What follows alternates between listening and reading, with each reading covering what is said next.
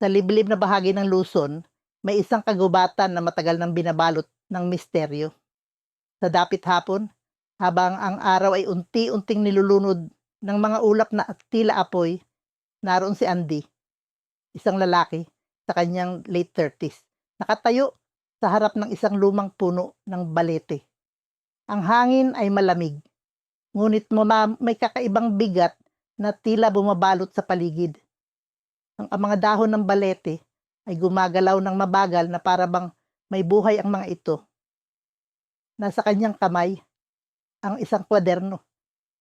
Ang mga pahinay dilaw na sa katandaan, ngunit malinaw pa rin ang mga guhit ng isang anting-anting na sinasabing may kapangyarihang magbigay ng walang hanggang yaman.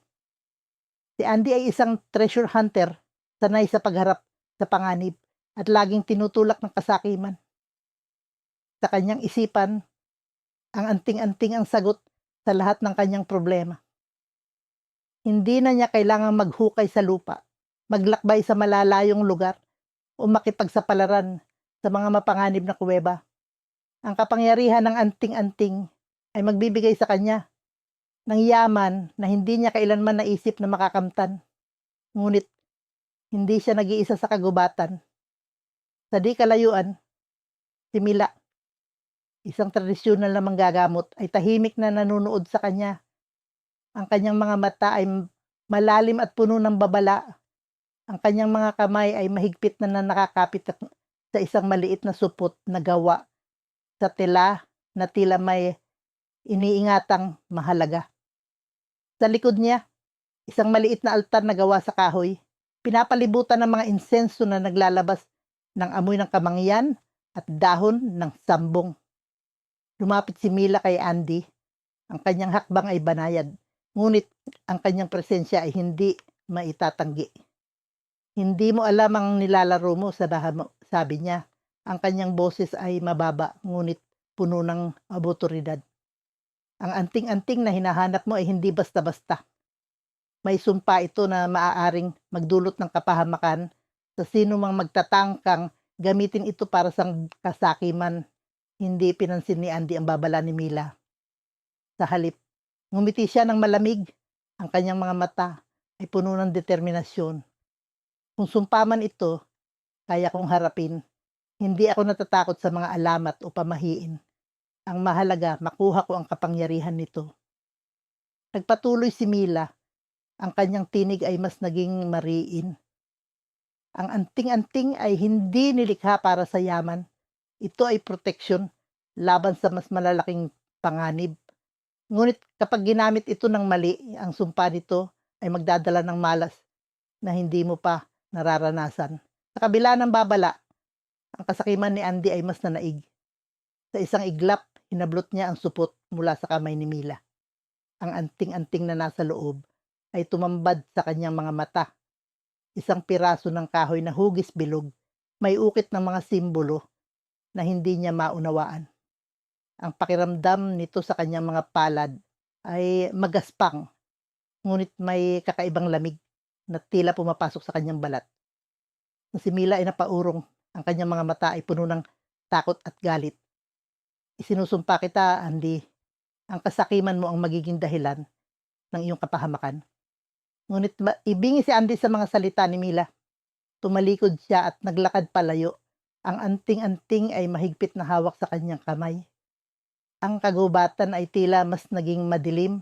Ang mga huni ng ibon ay unti-unting nawala. At ang hangin ay naging mas malamig. Sa kanyang paglalakad, naramdaman niya ang bigat ng anting-anting.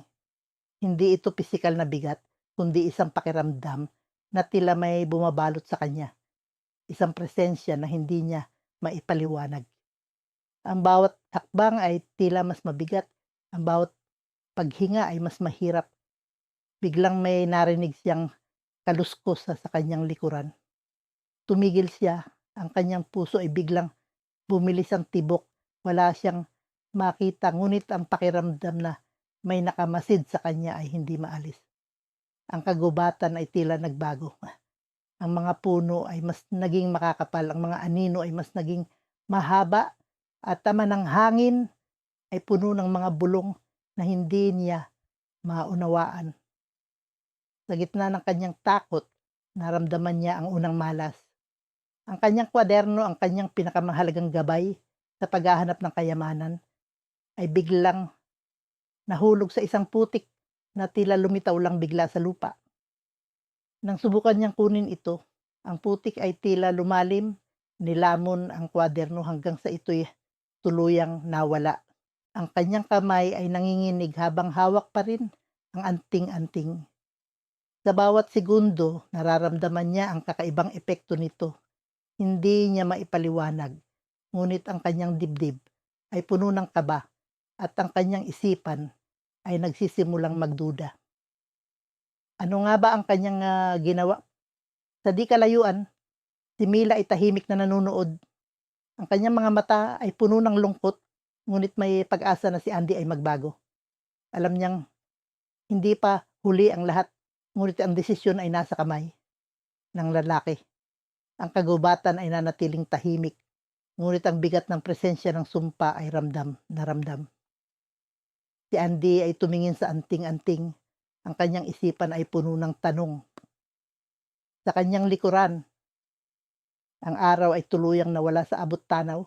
Ang dilim ay bumalot sa paligid. Ang mga anino ng kagubatan ay tila gumagalaw. Ang hangin ay nagdala ng bulong ng babala. Sa kanyang puso nagsimula ang pag-aalinlangan. Ngunit ang kasakiman ay mahirap labanan, lalo na kung ang pangarap na yaman ay nasa kanyang kamay na. Sa dapit hapon ang kagubatan sa Luzon ay tila isang buhay na nilalang. Ang makakapal na dahon ng mga puno ay nagpapahina sa liwanag ng araw at ang hangin ay may daladalang malamig na dampi na naglalago sa balat. Naririnig ang malalayong huni ng ibon na tila babalaan. Habang ang mga dahon ay nagkakaluskos sa bawat hakbang ni Andy. Sa kanyang likuran, nakasabit ang isang lumang backpack na puno ng kagamitan para sa paghanap ng kayamanan. Sa kanyang kamay, hawak niya ang isang kwaderno, punit-punit na pahina. Ngunit malinaw ang mga guhit ng mapa at ang alamat ng anting-anting na nagbigay sa kanya ng bagong pag-asa. Ang anting-anting na ito, ayon sa kwento, ay may kapangyarihang magbigay ng yaman sa sino mang magmamay-ari nito.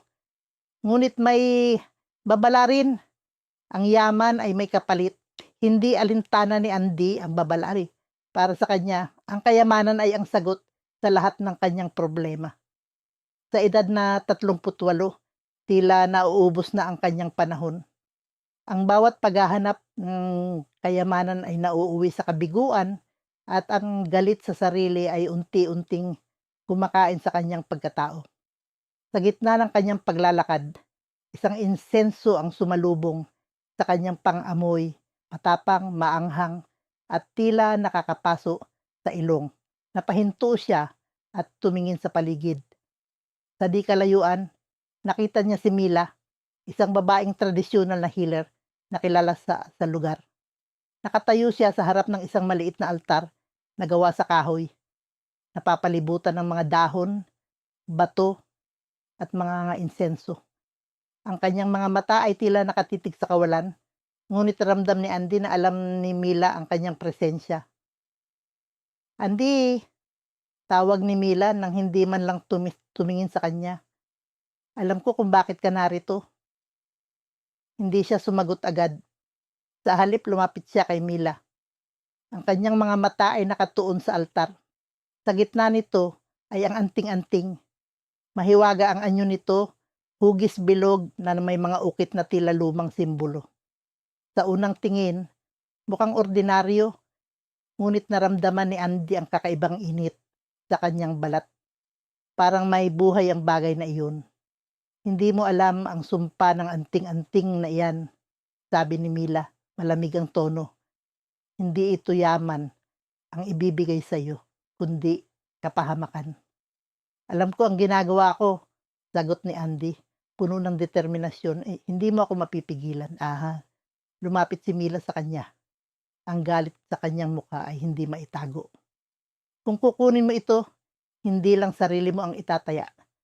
ang kagubatan na ito, ang mga buhay na narito. Lahat sila ay maaapektuhan. Ang anting-anting ay hindi basta-basta bagay.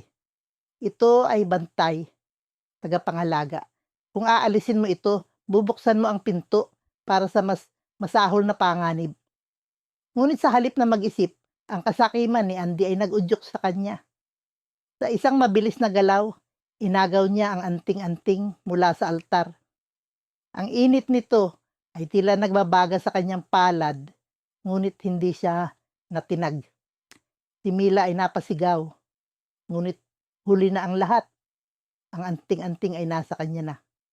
Sa sandaling iyon, naramdaman ni Andy ang kakaibang kilabot.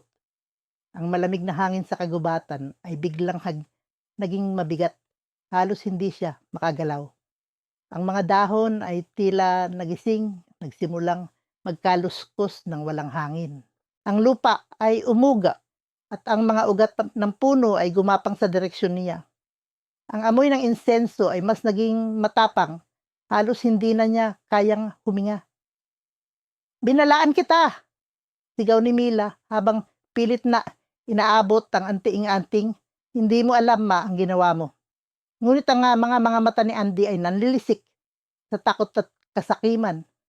Sa kanyang isipan, hindi niya alam kung tama bang ibalik ito kay Mila o ipagpatuloy ang kanyang plano. Ang anting-anting ay nasa kanyang palad, mabigat, mainit, at puno ng misteryo. Ang kagubatan ay tila nagbabantang lamunin siya ng buo. Sa gitna ng tag-init, habang ang dapit hapon ay unti-unting nagkukulay kahel, narating ni Andy ang isang bahagi ng kagubatang matagal na niyang hinahanap. Ang mga punong kahoy ay nagsisiksikan, ang kanilang mga ugat ay parang naglalabanan para sa lugar sa lupa. Sa kanyang kamay ay hawak niya ang isang lumang kwaderno, ang pamana ng kanyang yumaong lolo, na ayon sa alamat ay nagtuturo ng daan patungo sa isang misteryosong anting-anting. Ang anting-anting na ito, ayon sa kwento, ay may kapangyarihang magbigay ng walang hanggang yaman sa sinumang magmamay-ari nito. Ngunit hindi ito basta-basta. Sa bawat paahinan ng kwaderno ay may babala. Ang kayamanan ay may kapalit. Ang kapalit ay mas mabigat kaysa sa ginto. Hindi iyon alintana ni Andy. Para sa kanya, ang lahat ng babala ay bahagi lamang ng kwento upang takutin ang mahihina ang loob. Isa siyang treasure hunter, sanay sa panganib, sanay sa tukso ng mga bagay na lihim. Habang binabaybay niya ang makitid na daanan, napansin niyang tila lalong dumidilim ang paligid kahit na hindi pa lubos na lumulubog ang araw. Ang hangin ay malamig, may halong amoy ng basang lupa na parang bagong ulan. Kahit na tirik ang araw kanina, may narinig siyang mahinang pagkaluskos sa mga dahon as saglit siyang tumigil. Napansin niyang hindi siya nag-iisa. Hindi isang malamig ngunit malinaw na boses ang tumawag sa kanya mula sa dilim. Lumabas mula sa likod ng isang puno si Mila, isang healer na kilala sa lugar. Ang kanyang mahabang buhok ay nakalugay at may bitbit siyang maliit na sisidlan ng insenso na naglalabas ng manipis na usok. Ang amoy nito ay matapang, parang pinaghalong kamangyan at dahon ng sambong. "Alam kong hinahanap mo ang anting-anting," sabi ni Mila. Ang kanyang mga mata ay tila bumabaon sa kaluluwa ni Andy. Ngunit hindi mo alam ang sumpang dala nito. Hindi ito simpleng bagay na maaari mong angkinin ng walang kapalit. Ngumisi si Andy, halatang hindi naniniwala sa babala. "Ang mga kwento mo ay para sa mga duwag. Hindi ako naniniwala sa sumpa. Kung talagang mahalaga ang anting-anting na iyon, bakit hindi mo na lang itago ng mas mabuti?" Umiling pong si Mila, halatang may hinanakit sa tono ng boses ni Andy.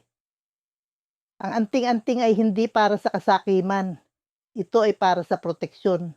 Ngunit kung pipilitin mo, ikaw ang mananagot sa sarili mong kapalaran."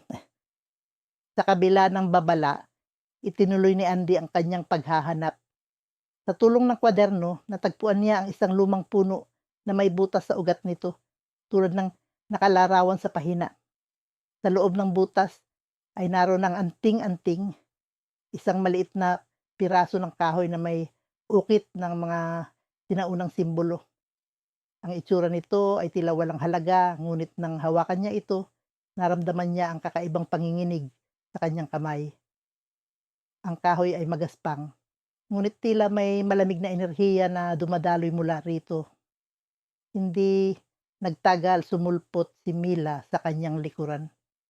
"Huwag mong gawin ito, Andy. Kapag kinuha mo yan, hindi lang sarili mo ang mapapahamak, pati ang mga mahal mo sa buhay, manong." Ngunit huli na, mahigpit ang hawak ni Andy sa anting-anting at sa isang iglap tumakbo siya palayo, hindi alintana ang mga sigaw ni Mila. Sa kanyang isip, siya ang nagwagi. Ngunit habang siya'y papalayo, tila nagbago ang ihip ng hangin. Ang malamig na simoy kanina ay naging mabigat, parang may nakatingin sa kanya mula sa dilim. Ang mga tunog ng kagubatan, ang huni ng mga ibon, ang kaluskos ng mga hayop ay unti-unting nawala, napalitan ng isang nakakabinging katahimikan. Habang naglalakad siya pabalik, naramdaman niyang may kakaiba. Ang kanyang mga hakbang ay tila hindi nagdadala sa kanya palabas ng kagubatan. Paulit-ulit ang tanawin ng mga puno, ng makakapal na dahon, ng lupaing tila walang katapusan. Ang amoy ng insenso ni Mila ay tila sumusunod sa kanya, kahit na wala na ito sa kanyang paningin. Sa gitna ng kanyang pagkalito, narinig niya ang isang malalim na boses, tila nagmumula sa mismong lupa. Ang kayamanan ay may kapalit. Ang kapalitan ay mas mabigat kaysa sa ginto. Sa gitna ng taginit, ang dapit hapon ay tila isang makapal na kumot ng dilaw at kahil na liwanag, bumabalot sa liblib na kagubatan ng Luzon. Si Andy, isang matipunong lalaki na may edad na 38, ay naglalakad sa makitid na landas na halos natatakpan ng makakapal na ugat ng mga puno. Ang kanyang mga mata ay matalas. Ang bawat hakbang ay may ingat upang hindi madulas sa basang lupa na amoy lumot. Sa kanyang kamay, hawak niya ang isang lumang kwaderno na kanyang natuklasan sa isang abandonadong bahay. May mga pahinang nagsasalaysay ng alamat ng isang anting-anting na nagtataglay ng kapangyarihang magbigay ng yaman. Sa kwaderno, may nakasaad ng ang anting-anting ay nakatago sa puso ng kagubatan sa isang lugar na tinatawag na pagkalinaw. Ngunit may babala rin, ang sinumang magkamkam nito ng may kasakiman ay magdurusa sa sumpa nito. Hindi ito alintanaan ni Andy. Ang kanyang mga mata ay puno ng kasabikan. Ang kanyang puso ay puno ng kasakiman. Sa kanyang isip, ang yaman ay ang sagot sa lahat ng kanyang problema. Ang pag-ahon mula sa kahirapan, ang pagtakas mula sa pagkakautang, ang pagbuo ng bagong buhay. Habang patuloy siyang naglalakad, narinig niya ang malalayong huni ng mga ibon, tila nagbababala. Ang hangin ay malamig at may halong kakaibang amoy, usok ng insenso. Sa isang bukas na bahagi ng kagubatan, nakita niya si Mila, isang babaeng may edad na trnya ay nakaupo sa harap ng isang maliit na altar na gawa sa kahoy. Ang kanyang mahabang buhok ay nakatali at ang kanyang mga mata ay tila nakakakita ng higit pa sa ang nakikita ng karaniwang tao. "Ikaw ba ang nagbabasa sa kwaderno?" tanong ni Mila, hindi tumitingin kay Andy. Ang kanyang tinig ay mababa, ngunit puno ng awtoridad, parang bulong ng hangin na dumadaan sa pagitan ng mga puno. Tumigil si Andy, nagulat sa tanong. "Oo," sagot niya. Ang kanyang boses ay medyo nanginginig. "Alam mo ba kung nasaan ang anting-anting?" Tumayo si Mila. Ang kanyang mga mata ay dumiretso kay Andy. "Alam ko, pero hindi ito para sa iyo. Ang anting-anting ay may sumpa. Hindi ito dapat hawakan ng sinumang puno ng kasakiman." Napakunot ang noo ni Andy. Ang sabi sa kwaderno, magbibigay ito ng yaman. Hindi ko kailangan ng babala mo, alam ko ang ginagawa ko. Lumapit si Mila. Ang amoy ng insenso mula sa kanyang altar ay mas tumindi. Ang yaman na dala ng anting-anting ay hindi ang yaman na iniisip mo. Kapag ginamit mo ito ng mali, ang kapahamakan, ang kapalit. Ngunit hindi nakinig si Andy. Sa isang mabilis na galaw, sinunggaban niya ang anting-anting mula sa altar ni Mila. Ang bagay ay magaspang sa kanyang kamay, tila may sariling buhay na kumikilos. Ang hangin ay biglang lumamig at ang kagubatan ay tila tumahimik, ang bawat tunog ay nawala. Si Mila ay nanatiling nakatayo, hindi gumalaw, ngunit ang kanyang mga mata ay puno ng lungkot. Binalaan kita, sabi ni Mila. Ang kanyang tinig ay mas mababa na ngayon, halos bulong. Hindi mo ito hawak, ikaw ang hawak nito. Hindi pinansin ni Andy ang babala. Tumalikod siya at naglakad palayo. Ang anting-anting ay mahigpit na nakasara sa kanyang kamay. Ngunit sa bawat hakbang naramdaman niya ang bigat nito. Ang malamig na hangin ay tila dumadampi sa kanyang likod at ang mga dahon ng mga puno ay nagkaluskos. Parang may sumusunod sa kanya. Habang papalayo siya, naramdaman niya ang unang malas. Nadulas siya sa basang lupa at nabagsak ang kanyang tuhod. Ang sakit ay tumagos sa kanyang laman, ngunit hindi siya tumigil. Sa kanyang isip, ang yaman ay nasa unahan, hindi siya pwedeng umatras. Ngunit ang kagubatan ay nag-iba. Ang liwanag ay naging madilim. Ang bawat hakbang ay tila mas mahirap kaysa sa dati. Ang anting-anting sa kanyang kamay ay nagbigay ng kakaibang init, parang sinusunog ang kanyang palad. Sa likod niya si Mila ay nanatiling nakatayo, nakatingin sa direksyon ng kanyang pag-alis. Ang sumpa ay nagsimula na. Bulong niya sa hangin, ang kanyang mga mata ay puno ng awa. Sa kabila ng matarikan na daan at makakapal na gubat, si Andy ay patuloy na naglalakad. Sa kanyang mga kamay ay hawak ang lumang kwaderno na natagpuan niya sa isang antigong tindahan sa Maynila. Ang kwaderno ay puno ng mga guhit at detalyadong kwento tungkol sa isang anting-anting na may kakayahang magbigay ng walang hanggang yaman, ngunit may kalakip na babala. Hindi niya ito alintana. Ang tanging nasa isip niya ay ang kayamanang maaaring magbago ng kanyang buhay.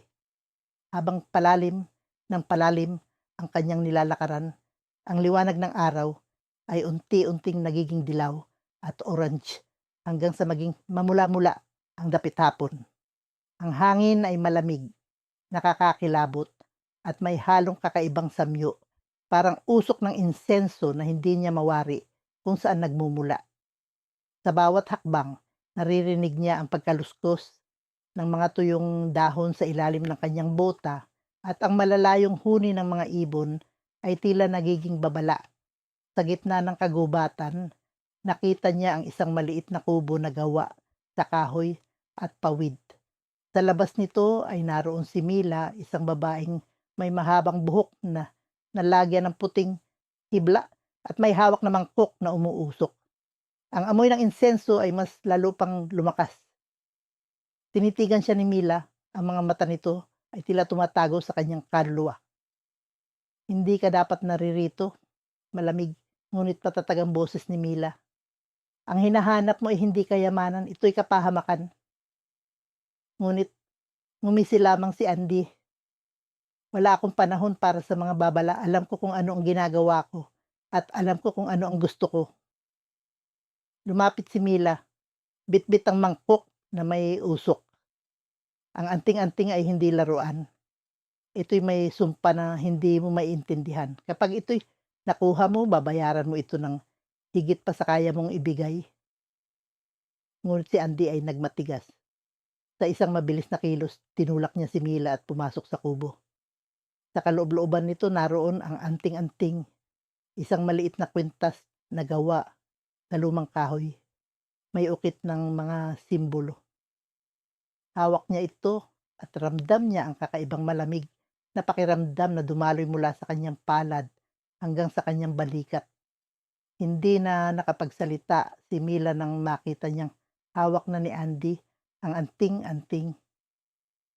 Hindi mo alam ang ginagawa mo, bulong nito. Ngunit huli na. Tumalikod si Andy at umalis ng walang paalam. Sa kanyang pag-uwi, nagsimula ang sunod-sunod na malas.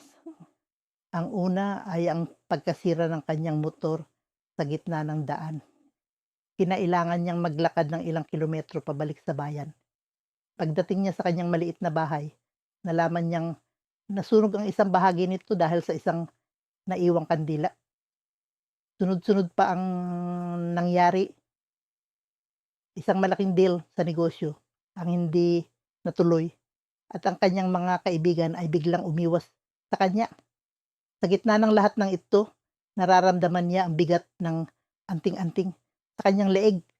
Akala niya ay ito ang magdadala ng kayamanan, ngunit tila ito ang naging sanhi ng lahat ng kanyang kapahamakan. Sa mga gabing mag-isa siya, naririnig niya ang tila bulong mula sa anting-anting. Hindi niya maintindihan ang sinasabi nito, ngunit ang boses ay malamig, puno ng galit. Isang gabi, sa gitna ng kanyang kawalang pag-asa, muling lumitaw si Mila sa kanyang pintuan. Ang amoy ng insenso ay muling bumalot sa paligid. Sabi ko na sa'yo, hindi mo dapat kinuha ang anting-anting. Ang sumpa nito ay mas malalim kaysa sa inaakala mo. Nanginig si Andy, ngunit nanatili siyang tahimik. Sa kaloob-looban niya, alam niyang tama si Mila. Ngunit paano niya ito ibabalik? At kung ibabalik niya, magiging ligtas pa ba siya? Ang mga tanong na ito ay bumalot sa kanyang isipan habang ang malamig na hangin ng gabi ay dumampi sa kanyang balat. Tila isang babala mula sa kagubatan na hindi pa tapos. Ang lahat sa dapit hapon, habang ang araw ay unti-unting nagtatago sa likod ng makakapal na sanga ng mga punong kahoy, si Andy ay huminto sa gitna ng liblib na kagubatan sa Luzon. Ang kanyang backpack ay puno ng mga kagamitan, flashlight, mapa at isang lumang kwaderno na natagpuan niya sa luma nilang bahay. Isinulat dito ang alamat ng isang anting-anting na sinasabing magbibigay ng yaman sa sinumang makakakuha nito. Ngunit may babala rin, ang anting-anting ay may sumpa na maaaring magdala ng kapahamakan sa sinumang may masamang intensyon. Narinig ni Andy ang pagkaluskos ng mga tuyong dahon sa likuran niya. Biglang bumilis ang tibok ng kanyang puso. Tumingin siya sa paligid, ngunit wala siyang nakita. Ang amoy ng basang lupa at usok ng insenso ay biglang lumaganap sa hangin na para bang may kakaibang presensya sa paligid. Andy! Isang malamig, ngunit matatag na boses ang narinig niya. Lumingon siya at nakita niya si Mila, isang babaeng kilala sa baryo bilang manggagamot. Nakasuot siya ng puting saya na tila umaalab sa liwanag ng dapit hapon. Sa kanyang mga kamay ay hawak ang anting-anting, isang bilog na medalya na may ukit ng mga sinaunang simbolo. Hindi mo dapat kunin ito, babala ni Mila. Ang kanyang mga mata ay nag-aalab sa seryosong ekspresyon. Ang anting-anting na ito ay hindi para sa mga sakim. Hindi mo alam ang kapangyarihan nito. Ngunit si Andy, puno ng determinasyon at kasakiman, ay hindi na tinag. Alam ko ang ginagawa ko, Mila. Ang anting-anting na yan ang susi sa pag-unlad ko. Hindi ko hahayaang mapunta yan sa iba. Lumapit si Andy ng marahan. Ang kanyang mga mata ay nakatuon sa medalya sa kamay ni Mila. Ang paligid ay biglang tila huminto. Walang huni ng ibon, walang kaluskos ng dahon.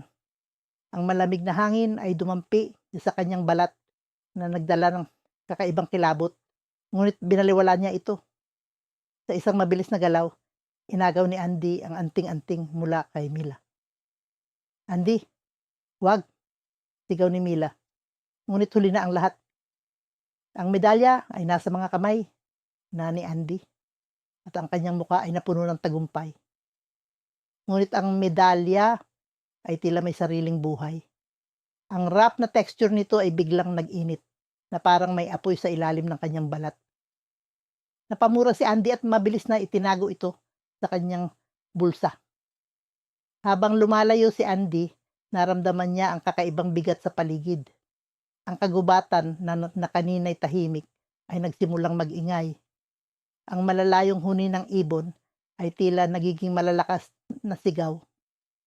Ang lupa sa ilalim ng kanyang mga paa ay tila gumagalaw, na parang may mga ugat na nagtatangkang yakapin siya. Ngunit hindi siya tumigil. Ang kanyang utak ay puno ng pangarap, mga mansyon, kotse, at walang katapusang kayamanan. Kinabukasan, nagsimula ang malas.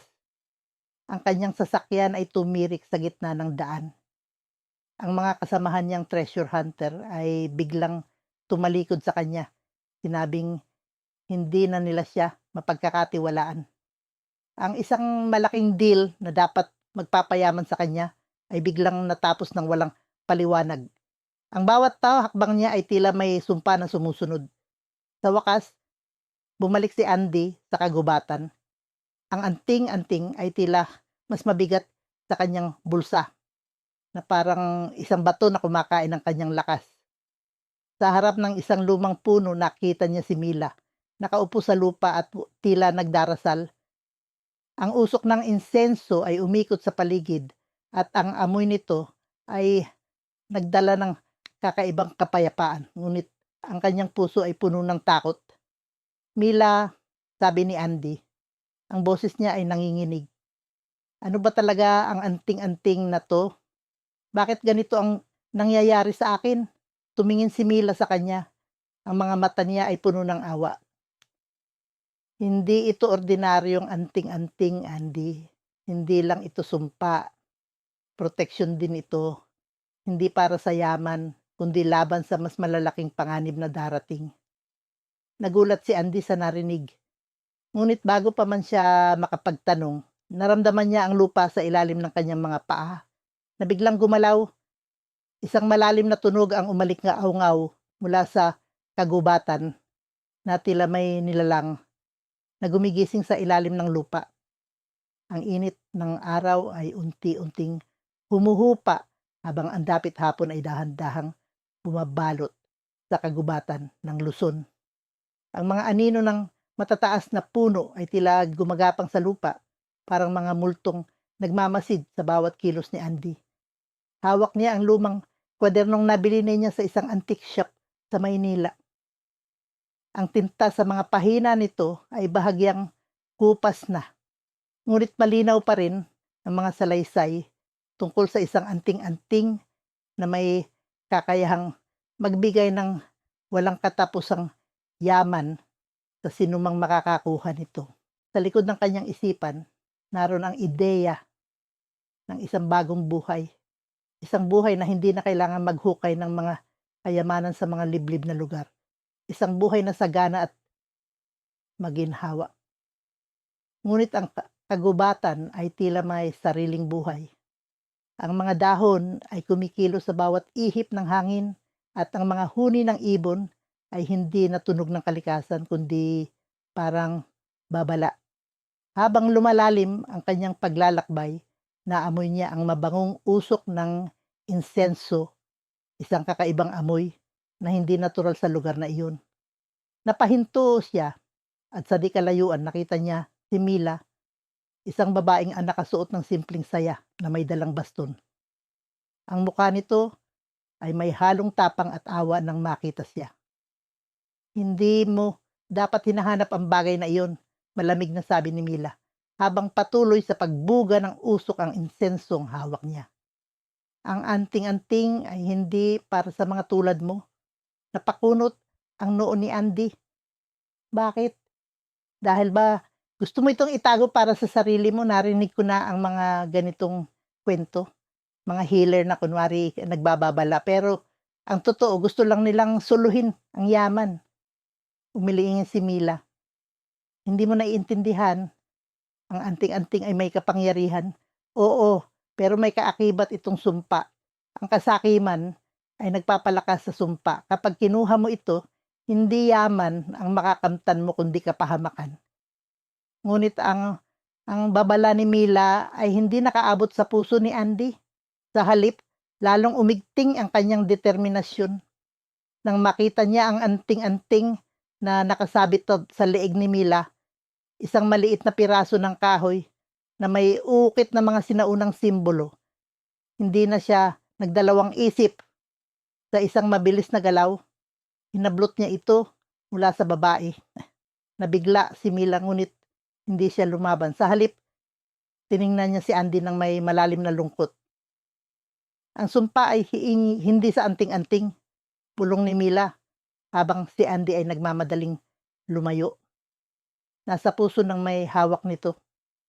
Habang tinatahak ni Andy ang daan pabalik, naramdaman niya ang bigat ng anting-anting sa kanyang bulsa. Tila ito nagbabaga ngunit hindi niya ito binitiwan. Subalit nagsimula na ang mga malas. Nadulas siya sa isang madulas na ugat ng puno at muntik na siyang mauntog sa isang malaking bato. Sa kanyang pagpapatuloy, napansin niyang nawawala ang mga palatandaan ng kanyang dinaanan. Paikot-ikot siya sa kagubatan ngunit tila laging bumabalik sa parehong lugar. Naroon pa rin si Mila. Nakatayo at tila hinihintay siya. Hindi ka makakaalis hanggat hindi mo naiintindihan, sabi nito. Napuno ng galit si Andy. Ano bang ginagawa mo? Isa ka bang mangkukulam? Tigilan mo na to. Ngunit hindi sumagot si Mila. Sa halip, inilapit niya ang kamay sa anting-anting na hawak ni Andy. Napansin niya ngayon ang kakaibang init nito na tila umaagos mula sa kanyang kamay papunta sa kanyang katawan. Sa sandaling iyon, isang malalim na takot ang bumalot kay Andy. Hindi ito takot sa kagubatan o sa mga sumpa. Takot ito sa sarili niyang kasakiman, sa kung anong kayang gawin ng kanyang puso para makuha ang gusto niya. Bumalik ka sa akin kapag handa ka ng bitawan ang lahat ng iyon, sabi ni Mila bago siya lumakad palayo. Iniwan si Andy sa gitna ng kagubatan na tila nagising mula sa isang masamang panaginip. Ngunit ang kagubatan ay nanatiling tahimik at ang anting-anting ay nanatiling mainit din sa kanyang bulsa. Sa gitna ng makakapal na kagubatan sa Luzon, ang dapit hapon ay nagdadala ng anino at misteryo. Ang araw ay unti-unting lumulubog sa likod ng mga puno. Ang liwanag nito'y nagiging mapusyaw habang ang hangin ay nagdadala ng malamig na halimuyak ng basang lupa. Si Andy, isang batikang treasure hunter, ay nakatayo sa harap ng isang lumang puno na may mga ugat na tila mga kamay na sumasakop sa lupa. Sa kanyang mga kamay ay isang lumang kwaderno na natagpuan niya sa isang antigong tindahan sa Maynila. Naroon ang alamat ng anting-anting na sinasabing nagtataglay ng kapangyarihang magbigay ng kayamanan sa sinumang magmamay-ari nito. Ngunit may babala ang kwaderno. Ang kayamanan ay hindi laging ginto.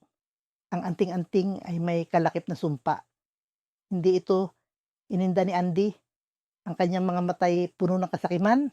Ang kanyang isipan ay abala sa mga posibilidad na maidudulot ng yaman.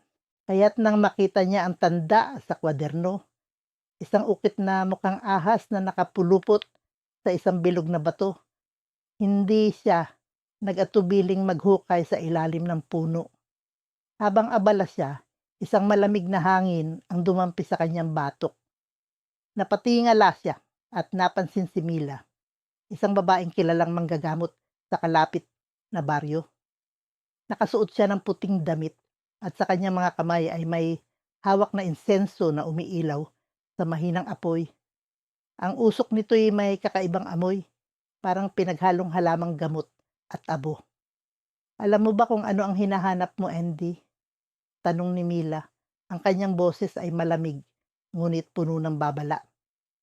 Oh, sagot ni Andy nang walang alinlangan. Ang anting-anting na ito, ang susi sa buhay na matagal ko nang pinapangarap. Ngunit, hindi mo naiintindihan ang tunay na halaga nito, sagot ni Mila. Ang anting-anting ay hindi basta-basta kayamanan. Ito'y may sumpa na maaring magdala ng kapahamakan hindi lamang sa'yo, kundi sa lahat ng malapit sa'yo. Ngunit bingi si Andy sa babala. Ikaw lang ang ayaw magbahaging kapangyarihan nito, Mila. Alam kong matagal mo nang pinoprotektahan ang anting-anting na ito, ngunit hindi mo ako mapipigilan. Bago pa makapagsalita si Mila, hinugot ni Andy ang anting-anting mula sa ilalim ng lupa. Ito'y isang maliit na bilog na bato na may ukit ng ahas na tila gumagalaw sa liwanag ng dapit hapon. Ang bato ay malamig sa kanyang palad, ngunit may kakaibang bigat na parang may buhay. Hindi, itigil mo na yan, ang sigaw ni Mila. Ngunit mabilis na tumakbo si Andy. Iniwan ang manggagamot sa likuran. Habang naglalakad si Andy pauwi, nagumpisang magbago ang paligid. Ang kagubatan na kanina'y tahimik ay biglang napuno ng mga tunog, pagkaluskos ng mga dahon. Bulong ng hangin na parang may bumubulong sa kanyang tainga. Ang anting-anting sa kanyang kamay ay tila nagiinit. Ngunit hindi niya ito pinitiwan. Sa halip, mas lalo pa niyang hinigpitan ang hawak dito. Sa gitna ng kanyang paglalakad, biglang bumagsak ang isang malaking sanga mula sa puno. Ilang pulgada lamang ang layo mula sa kanyang ulo. Napaatras siya. Ang kanyang puso ay kumakabog. Hindi ito totoo, bulong niya sa sarili. Ngunit habang nagpapatuloy siya, ang sunod-sunod na malas ay tila hindi siya tinatantanan. Nadulas siya. Sa basa ang lupa, nakagat siya ng isang ahas na lumitaw mula sa wala at ang kanyang kompas ay biglang nagloko. Hindi na niya alam ang direksyon pauwi. Sa wakas, narating niya ang isang maliit na kubo sa gitna ng kagubatan, ang tahanan ni Mila. Naroon ang manggagamot, nakatayo sa harap ng kanyang pintuan, ang insenso'y muling umiilaw sa kanyang kamay. Ngayon mo ba napagtanto, Andy? Tanong niya. Ang anting-anting ay hindi para sa mga sakim. Kung hindi mo ito bibitawan, mas malaking kapahamakan ang darating. Ngunit bago makasagot si Andy, isang malakas na ihip ng hangin ang dumaan at ang kagubatan ay tila nabuhay. Ang mga puno'y gumalaw, ang mga anino'y tila may sariling buhay. Sa kanyang kamay, ang anting-anting ay nagbabagat, tila nagbabanta ng mas matindi pang sumpa. Sa gitna ng makakapal na kagubatan ng Luzon, ang dapit hapon ay nagdadala ng kakaibang dilim. Ang mga sinagin ng araw ay bahagya nga po nakakalusot sa mga sanga ng matatayog na puno na tila ba sinasadya ng kalikasan na itago ang misteryo ng lugar. Si Andy, isang 38 anyos na treasure hunter, ay naglalakad ng maingat sa hawak ang isang lumang kwaderno na kanyang natagpuan sa isang abandonadong bahay sa bayan. Ang kwaderno ay naglalaman ng alamat ng isang anting-anting na may kakayahang magbigay ng walang hanggang yaman. Sa bawat pahina, naroon ang mga guht ng mahiwagang simbolo at babala na tila isinulat ng isang taong may malalim na kaalaman sa okulto. Ngunit hindi alintana ni Andy ang mga babala. Ang kanyang mga mata ay puno ng kasakiman, ang kanyang isipan ay abala sa mga pangarap ng ginto, alahas at mansyon. Sa ilalim ng kanyang mga paa, ang lupa ay basa at madulas na para bang binabalaan siya ng kalikasan na umatras na. Ngunit patuloy siyang naglakad, ang kanyang mga hakbang ay bigat ng determinasyon. Sa di kalayuan, isang mabagal na tunog ng pagkaluskos ang narinig ni Andy. Tumigil siya, ang kanyang puso ay bumilis ang tibok. Mula sa likod ng isang malaking puno, lumitaw si Mila, isang 30 anyos na manggagamot na kilala sa lugar. Ang kanyang mukha ay seryoso, ang kanyang mga mata ay tila bumabaon sa kaloob-looban ni Andy. Sa kanyang kamay, hawak niya ang isang maliit na kahoy na kahon na may mga ukit ng simbolo ng buwan at araw. Alam ko kung ano ang hinahanap mo, sabi ni Mila. Ang kanyang boses ay mababa ngunit puno ng awtoridad. Ang anting-anting na ito ay hindi para sa mga sakim. May sumpa ito Ang yaman na ibibigay nito ay may kapalit na kapahamakan. Napangisi si Andy, ngunit ang kanyang ngiti ay puno ng pagdududa. Kung totoo ang sinasabi mo, bakit hawak mo pa rin ito kung sumpa ito? Bakit hindi mo na lang itapon? Umakbang si Mila papalapit. Ang amoy ng insenso na nakapaligid sa kanya ay sumingaw sa hangin. Ang anting-anting na ito ay hindi basta-basta. Hindi ito pwedeng itapon, may dahilan kung bakit ito narito at may dahilan kung bakit ikaw ang nakahanap ng kwaderno. Sa halip na makinig, bilang inagaw ni Andy ang kahon mula sa kamay ni Mila. Ang kanyang mga mata ay nagningning sa tagumpay habang binuksan niya ang kahon. Sa loob nito, naroon ang anting-anting, isang bilog na bato na may ukit ng mahiwagang simbolo. Ang pakiramdam nito sa kanyang kamay ay magaspang, ngunit may kakaibang lamig na tila tumatago sa kanyang balat. Ang yaman ay para sa mga matapang, hindi para sa mga duwag, sabi ni Andy. Ang kanyang boses ay puno ng yabang, ngunit habang hawak niya ang anting-anting, isang malamig na hangin ang dumampi sa kanya na nagdala ng kilabot sa kanyang katawan. Ang mga dahon sa paligid ay nagsimulang kumaluskos ng walang hangin at ang mga huni ng ibon ay biglang tumigil. Si Mila ay tumingin lamang sa kanya. Ang kanyang mukha ay puno ng lungkot. Hindi mo alam kung ano ang iyong pinasok, bulong niya. Hindi ito tungkol sa tapang, Andy. Ito ay tungkol sa puso. Ngunit hindi nakinig si Andy. Umalis siya, hawak ang anting-anting. Ang kanyang mga hakbang ay mabilis at puno ng kasabikan. Habang papalayo siya, ang kagubatan ay tila nagbago. Ang mga puno ay mas naging madilim. Ang hangin ay mas naging malamig. Sa di kalayuan, narinig niya ang tunog ng isang bagay na hindi niya maipaliwanag. Isang mabagal, malalim, na paghinga na tila nagmumula sa kailaliman ng lupa. Napatigil si Andy, ang kanyang dibdib ay nagsimulang bumigat. Ang anting-anting sa kanyang kamay ay tila mas bumibigat. Ang lamig nito ay nagiging mas masakit sa kanyang balat. Sa likod niya, narinig niya ang boses ni Mila. Malayo, ngunit malinaw. Ang sumpa ay nagsisimula na.